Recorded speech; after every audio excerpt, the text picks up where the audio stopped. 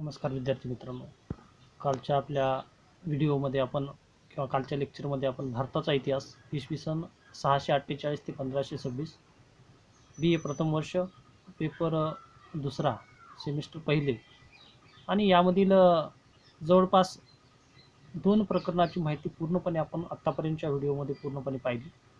आज आपण प्रकरण क्रमांक 3 आणि या प्रकरण क्रमांक 3 म्हणजे राजपूत घराणे आणि या राजपूत घराण्याची माहिती पाहत असताना तत्कालीन स्थितीमध्ये गुर्जर, प्रतिहार त्याचबरोबर चव्हाण या 2 राजवंशाची माहिती आणि राजपूत घराण्याबद्दलची माहिती ही पूर्णपणे अभ्यासली. आजच्या पिरियडमध्ये आपण जे सोलंकी राजघराणे, जे गुजरातमधील सोलंकी राजघराणे हे या राजघराण्याबद्दल माहिती पाहणार आहोत. तर गुजरातचा सोलंकी वंश आणि या सोलंकी वंशाबद्दलची माहिती आजच्या पिरियडमध्ये पाहणार आहोत.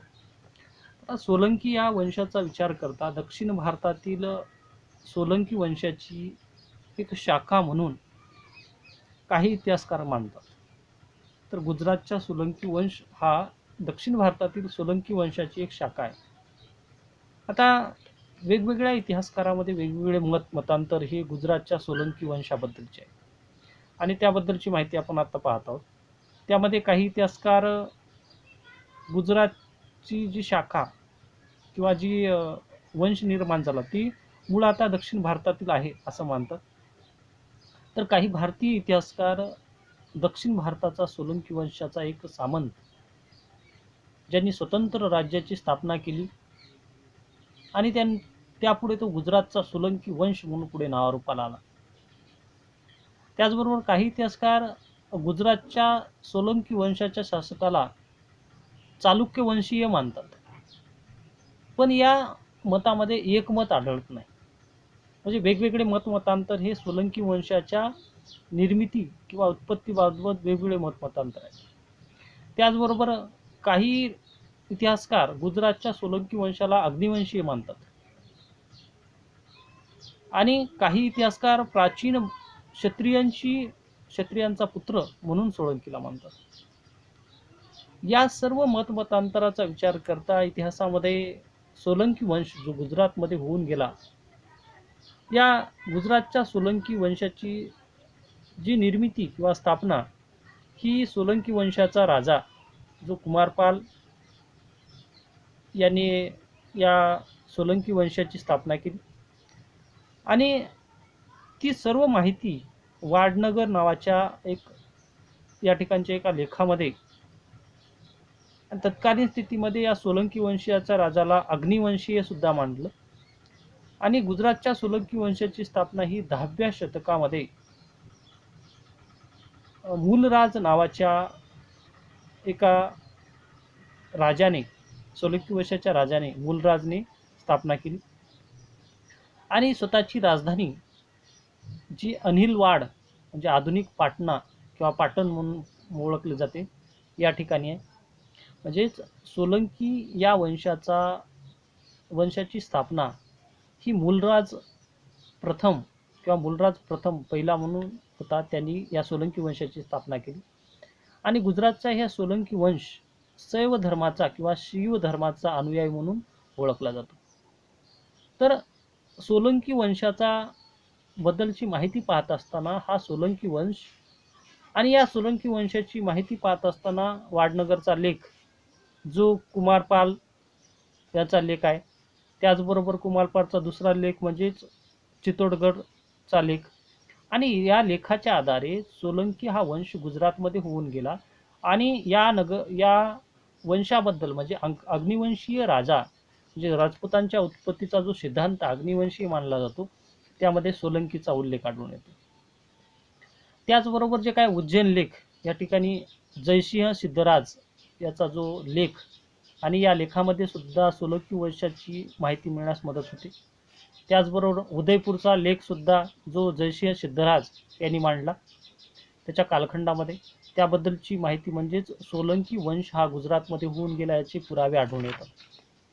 आता सर्वप्रथम आपण सोलंकी वंश आणि या सोलंकी वंशाचा विचार करता 10व्या शतकामध्ये गुजरातच्या सोलंकी वंशाची स्थापना जी तत्कालीन स्थितीमध्ये मूलराज प्रथम यांनी केली आणि त्यांनी स्वतःची एक राजधानी, त्यालाच अनिलवाड म्हणून ओळखलं जातं, ही राजधानीचं शहर बनवलं आणि त्या ठिकाणाहून कारभार करण्यास प्रारंभ केला. तर आत्तापर्यंतची जी माहिती आपण पाहिली ती गुजरातच्या सोलंकी वंशाची थोडक्यात माहिती म्हणजेच पार्श्वभूमी. जो गुजरातचा सोलंकी वंश याबद्दलचं वेगवेगळ्या इतिहासकाराचं मतांतर, इतिहासकारांचा सिद्धांत मांडले गेले त्याबद्दल मत, ही सर्व बाबी पाहिली. आता प्रत्यक्ष आपण या सोलंकी वंश, जो गुजरातचा सोलंकी वंश म्हणून ओळखला जातो, या वंशाचा संस्थापक जो मूलराज याच्यापासून ते जवळपास पुढचे जे काही शासक होऊन गेले त्या सर्व शासकांची माहिती आपण पाहणार आहोत. तर सर्वप्रथम नंबर 1 मूलराज, जो सोलंकी वंशाचा संस्थापक, आणि याचा कार्यकाळात जर समजून घेताना इसवी सन 940 ते इसवी सन 995 या कालखंडामध्ये मूलराज प्रथमने सोलंकी वंशाची स्थापना केली आणि एक स्वतंत्र राजधानी शहर म्हणजे अनिलवाड, आधुनिक पाटण या ठिकाणी असणाऱ्या ठिकाणी मूलराजने स्वतःची एक शासन व्यवस्था निर्माण केली. आता या मूलराज प्रथमचा विचार करता, यांच्या शूरवीरतेचा विचार करता किंवा यांच्या कारकिर्दीचा विचार करता, जो कच्छचा राजा लक्षराज व सौराष्ट्राचा राजा ग्रहरीपूर या दोन राजाला त्यांनी पराजित केलं. म्हणजे तत्कालीन स्थितीमध्ये सभोवताली किंवा शेजारी असणाऱ्या राज्यावर आक्रमण करणे, त्यांची सत्ता मिळवणे, जी साम्राज्यवादाची दृष्टिकोन ठेवून राज्य करणारे राजे होते, त्यामध्ये मूलराज प्रथमने या कच्छचा राजा आणि सौराष्ट्राच्या राजाचा पराभव केला आणि तत्कालीन स्थितीमध्ये आपलं राज्य वाढवण्याचा प्रयत्न केला. त्यानंतर या मूलराज प्रथम नंतर म्हणजे मूलराज प्रथमने इसवी सन 940 ते 995 या कालखंडामध्ये सोलंकी वंशाची जी काही राज्य कारभार पाहिला, त्याच्या मृत्यूनंतर म्हणजेच सोलंकी वंशाची जी धुरा किंवा सोलंकी वंशाचे राजे म्हणून चामुंडराज, त्याचबरोबर वल्लभराज आणि दुर्लभराज या 3 शासक हे मूलराज प्रथम नंतर होऊन गेले आणि यांचा शासनकाळाचा विचार करता इसवी सन 995 ते 1022 पर्यंत या शासकांनी राज्य केले आणि हे राज्य या 3 शासकांनी म्हणजे मूलराज प्रथम नंतर जे 3 शासक होऊन गेले, चामुंडराज, वल्लभराज आणि दुर्लभराज, या 3ही शासकाच्या जो कारकिर्दीचा विचार करता हे शक्तिशाली शासक नव्हते. तर सोलंकी शासकाचा जो कारभार किंवा जी काही सोलंकी राजघराणं वाढवण्याचं किंवा साम्राज्य विस्तार करण्याची भूमिका त्यांच्यामध्ये नव्हती आणि त्यामुळे ते निर्बल असे उत्तराधिकारी म्हणून ओळखले जातात. त्यानंतर भीम प्रथम हा इसवी सन 1022 ते 1064 या कालखंडामध्ये सोलंकी वंशाचा राजा म्हणून पुढे आला. आता या भीम प्रथमचा विचार करता दुर्लभराजचा भाचा म्हणून भीम प्रथमला ओळखलं जातं आणि याचा शासनकाळ हा इसवी सन 1022 ते 1064 या कालखंडामध्ये त्यांनी राज्य केलं आणि याच कालखंडामध्ये म्हणजेच 1024 ते 1025 मध्ये जो मोहम्मद गजनीचा शासक, ज्यांनी सोमनाथ जे मंदिर लुटलं आणि सोमनाथ या मोहम्मद गजनीने भारतावर जवळपास 17 स्वाऱ्या केल्या होत्या, त्यापैकी सोमनाथ मंदिरावर केलेली जी स्वारी 1024 ते 25च्या कालखंडामध्ये या सोमनाथ नावाच्या शिव मंदिराला लुटलं, त्या ठिकाणची अफाट अशी संपत्ती लुटली आणि अशा स्थितीमध्ये भीम प्रथम हा गुजरातच्या सोलंकी वंशाचा शासनकाळ आणि त्याच्याच शासनकाळामध्ये हा गजनी सुलतान मोहम्मद गजनीने आक्रमण केलं. अशा स्थितीमध्ये त्या राजाचा मोहम्मद गजनीचा विरोध करण्याऐवजी भीम प्रथम यांनी तत्कालीन स्थितीमध्ये गुजरात सोडून बाहेरच्या भागामध्ये जाऊन पलायन केलं, कारण अशा प्रकारे जी काही बाह्य आक्रमण येत होते याला प्रतिकार करण्याची क्षमता ही भीम प्रथममध्ये नव्हती. पण भीम प्रथमने आपला मित्र, जे काही दोस्त, चेदी वंशाचा राजा, चेदी कलचुरीचा राजा लक्ष्मीकर्ण होता, या लक्ष्मीकरला सोबत घेतला आणि जो माळवा नावाचा प्रदेश, या प्रदेशावर त्यांनी आक्रमण केलं. म्हणजे विदेशी शत्रू येत आहेत त्याच्यावर आक्रमण न करता शेजारी राष्ट्र आणि जे शत्रू आहेत जवळचे यांच्यावर आक्रमण करण्याची भूमिका ही भीम प्रथमची होती. पण याच युद्धामध्ये ज्या कलचुरीचा राजा लक्ष्मीकरच्या मदतीने भीमद्वितीने मालवावर आक्रमण केलं आणि याच आक्रमणाच्या वेळेस त्याचा मृत्यू झाला. त्यानंतर या भीम प्रथम नंतर कर्ण नावाचा राजा आला. आता कर्णचा विचार करता 1064 ते 1093 हा शासनकाळ हा कर्णचा होता आणि कर्ण हा भीमचा पुत्र म्हणून ओळखला जात होता. कर्णने स्वतःच्या नावामुळे किंवा नावावर कर्णावती नावाचं नगर वसवलं. त्याचबरोबर कर्णेश्वर नावाचं मंदिर वसवलं. त्या ठिकाणी तलाव बांधला आणि अशा स्थितीमध्ये जवळपास 1064 ते 1093 पर्यंत त्यांनी आपला शासनकाळ किंवा राज्यकारभार सोलंकी वंशाचा केला. त्यानंतर आला जयसिंह सिद्धराज आणि या जयसिंह सिद्धराजचा शासनकाळाचा विचार करता 1093 ते 1143 हा शासनकाळ हा कर्णचा पुत्र जो जयसिंह सिद्धराज याच्याकडे होता. आणि हा जयसिंह सिद्धराज हा तत्कालीन स्थितीमध्ये सोलंकी वंशाचा एक शूरवीर आणि पराक्रमी शासक म्हणून नावारूपाला आला. त्यांनी मालवाचे परमार, शाकंभरीचे चव्हाण, बुंदेलखंडाचे चंदेल आणि कल्याणीचे चालुक्य अशा ज्या शाखा होत्या किंवा जे काही राजघराणे होते या राजघराण्यातील शासकांचा पराभव करण्याचं काम जयसिंह सिद्धराजने केलं आणि सोलंकी वंशाची शाखा आणि सोलंकी वंशाचा राज्यकारभार वाढवला. त्याचबरोबर शैव धर्माचा अनुयायी म्हणून सुद्धा जयसिंह सिद्धराजला ओळखलं जातं. जो शैव धर्माचा अनुयायी होता पण जैन धर्माबद्दल त्याची आस्था होती आणि जैन धर्माला सुद्धा त्यांनी राजाश्रय दिला होता. त्यांनी जयसिंह सिद्धराजाने सिद्धपुरामध्ये रुद्रमहाकाल नावाचं आणि सहस्त्रलिंग नावाचं 2 मंदिराची निर्मिती केली. ही प्रसिद्ध मंदिरे ही जयसिंह सिद्धराजच्या कालखंडामध्ये 1093 ते 1143 या कालखंडामध्ये निर्माण झाली. आणि जयसिंह सिद्धराजचा विचार करता हा कलागुणाला प्रोत्साहन देणारा शासक जो तत्कालीन स्थितीमध्ये सोळंकीचा शासक म्हणून ओळखला जात होता आणि त्याच्या शासनकाळामध्ये जवळपास 1008 मंदिराची स्थापना ही जयसिंह सिद्धराजच्या शासनकाळामध्ये झाली. यावरून तो धार्मिक बाबीमध्ये सहानुभूती ठेवणारा किंवा सहिष्णू राजा म्हणून समजला जातो. आता जयसिंह सिद्धराज नंतर 1143 ते 1143 ते 1172 या शासनकाळामध्ये कुमारपाल नावाचा शासक आला आणि तत्कालीन स्थितीमध्ये जो जयसिंह सिद्धराज याला पुत्र नव्हता किंवा मूल नव्हतं आणि अशा स्थितीमध्ये जयसिंह सिद्धराजचा एक मंत्री होता, त्याचं नाव होतं उदयन आणि या उदयनचा पुत्र म्हणजे कुमारपाल.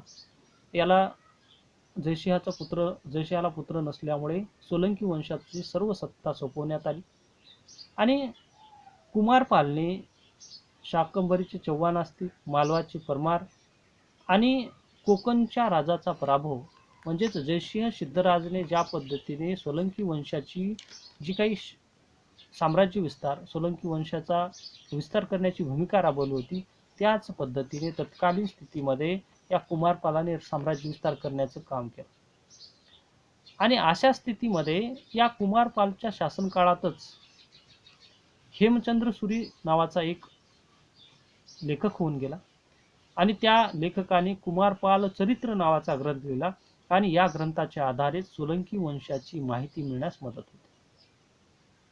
आता या कुमारपाल नंतर इसवी सन 1172 ते 1176 या शासनकाळामध्ये अजयपाल नावाचा शासक आला आणि या अजयपाल जो कुमारपालाचा भाचा म्हणून ओळखला जात होता आणि अजयपाल या शासकाने तत्कालीन स्थितीमध्ये आपल्या नावापुढे माहेश्वर ही स्वतःला उपाधी लावून घेतली आणि अजयपाल याच्या शासनकाळामध्ये एक घटना घडली. ती घटना म्हणजेच त्याचा एक प्रधानमंत्री होता जो कट्टर वैदिक धर्माचा अनुयायी आणि ब्राह्मण होता आणि अशा वैदिक धर्माचा अनुयायी किंवा वैदिक धर्माला मानणारा आणि तशा स्थितीवरून जो करपादीन